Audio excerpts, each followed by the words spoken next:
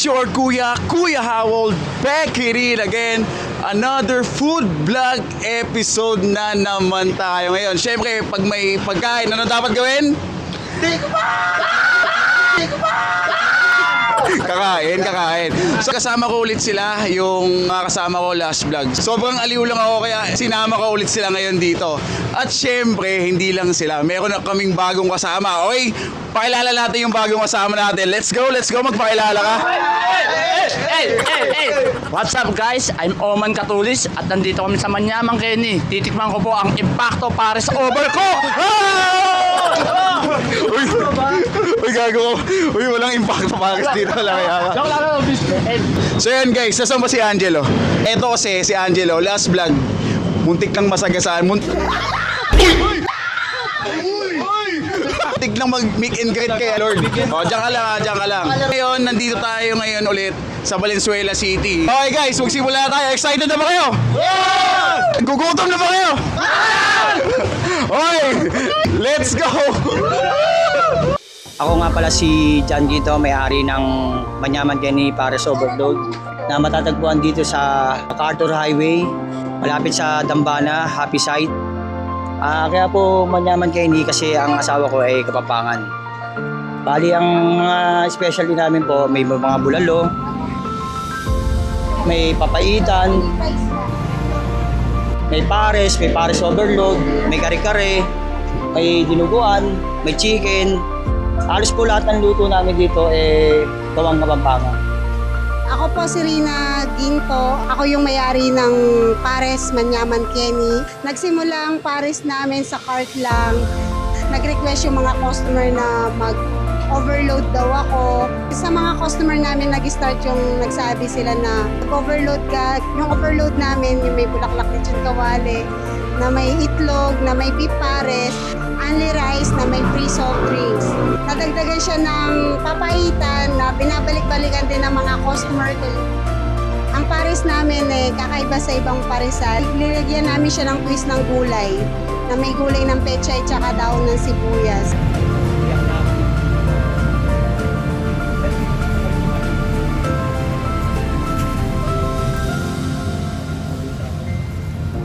Yung pares namin, hindi na siya kagaya ng ibang pares na tinitimplahan pa nila. Yung sa amin talagang may lasa na, may timpla na, talagang timplang Kapampangan.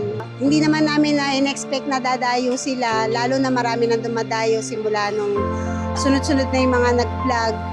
Tapos natutuwa naman kami at patuloy kaming binabalik-balikan at patuloy silang nasasarapan sa aming mga luto. Talagang hindi mapagkakaila na talagang dinadayo talaga sila. Naghahanda pa lamang sila ng kanilang paninda ay dagsa na yung taong nag-aantay para kumain. Kaya kung gusto mong kumain dito, pumunta ka ng maaga kasi 5 oras pa lang ay ubos na ang paninda agad nila. At makikita mo sa mga kumakain dito na satisfied sila sa kinakain nila. At sinisigurado ko kung kakain ka dito ay sulit at hindi sayang ang ibabayad mo. Ayun guys, mag-i-interview tayo dito ng mga customer. So meron tayong kasamang tawag dito, Joyride Rider. So sir, madalas po ba kayo nandito sir? Totally first time ko lang. Ayun sir, as a first time sir, kamusta yung pagkain nila? Panalo yung lasa. Sa presyo naman sir? Mas panalo kasi 70 may kasama ng kanin. Hindi na talo. Sir, anong score mo sir dyan sa pagkain na in-order mo? Kung sa 10 siguro mga 9.5. Nahiya pa yung 1/2 no? Sir, ano po pala yung in-order mo sir? Papaitan, favorite ko kasi. Okay guys. Sir, salamat po. Thank you. So ayan, meron tayong mga kasama dito. Panigurado, ito yung mga naaramdam ng mga cravings kapag patulog na, no? So ito sir, kamusta sir yung pagkain mo dito? Hindi ko pa naman masyado natitikman, pero titikman natin kung gaano kasarap yung dito. Yung Mami Rice, yung overload nila. Sir, ano ka ba dito? First time mo? First time ko. Ayun, first time pala ni sir. Sir, eto, tikman mo muna kung ano yung so i-rate mo. Ay sir, kamusta? Yung first bite mo, kamusta yun? Anong lasa? Anong score mo dyan? Anong rate mo dyan, sir? 101 eh. 101, grabe naman. Masarap naman yung nila, yung Mami. Tapos yung iba pa naman, di ko man masyado natitikman. Kaya first time ko lang muna dito, kaya wala muna akong ganong ideya na i-rate yung ibang pagkain nila. Ayun sir, tanong ko lang, paano mo nalaman tong lugar na to? Sinama lang kasi ako ng bayaw ko. Kaya napapunta rin ako dito. Madalas si Bayaw mo yun nandito. Ay, nasaan na ba yung si Bayaw lang ma-interview? Nasaan na yan si Bayaw? Bayaw! Interview yan si Bayaw. So, ito pala si Bayaw. Ito pala yung nag-recommend dito sa lugar na to. Malamang si Sir madalas dito. Sir, dahil madalas ka dito, sir, kamusta yung pagkain nila dito? Okay naman yung serving nila, malasa ka. Budget meal talaga. Ano ba yung madalas mong orderin dito? Ano yung tipong pagkain nila na binabalik-balikan mo? Ito yung kare-kare, masarap. Yung kare-kare. Ayun nga pala, meron pala silang kare-kare. So, anong score mo dyan, sir, sa kare-kare nila?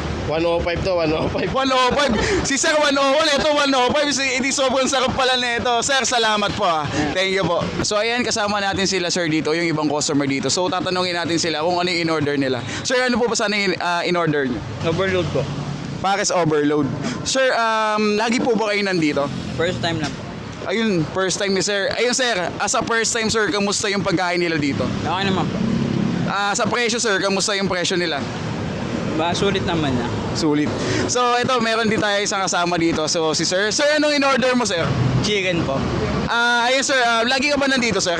First time lang din po. First time lang din. As a first time sir, kamusta yung pagkain nila dito? Siguro i-rate ko siya as 8 out of 10 po. Yun, okay. So, ibig sabihin masarap. So, sir, salamat po ah. So, yan guys, tapos na kaming kumain. Grabe, jam-pack, busog talaga. So, kamusta? Busog naman. Magbibigay kami ng comments. So, as a first time dito kumain, ang in-order ko kasi, medyo kakaiba kasi. Napansin ko lang, yung pares nila dito, merong gulay. Saan ba kayo makakita ng pares na may gulay? Ako, first time ko lang makita ng pares na may gulay ah. Para sa akin, ang sarap. Kasi kakaiba. Bukod doon, sakto yung tamis, sakto yung alat. Tapos, then mahilig din ako sa dinuguan. Yung dinuguan nila ang sarap. Meron kasamang ano yun, crispy baboy. Crispy baboy, yun. Solid. Ang score ko, 10 out of 10. Bagnet nga pala tawag doon. So, solid. Yung mga kasama ko is first time lang dito. So, tatanungin natin sila kung ano yung feedback nila dito sa mga pagkain. So, ito, unahin natin yung pinakagwapo ng Valenzuela! Funny. Ano yung kinain mo? Ang sarap ng kare-kare niya kasi manamis-namis. Yung ano pa niya, yung bagoong niya, hindi masyado maalat. Perfect talaga. Kaya pa-rate ko sa akin, 1,011. Halimbawa, ano to, commercial lang Manyaman Kenny, first bite, paano mo i-express? Yun. Ay. First bite, kunwari commercial okay. Ay, parang sarap. Grabe. Ito, sunod. Ang sarap nung manok po nila, napakalaki. Paa ng dinosaur.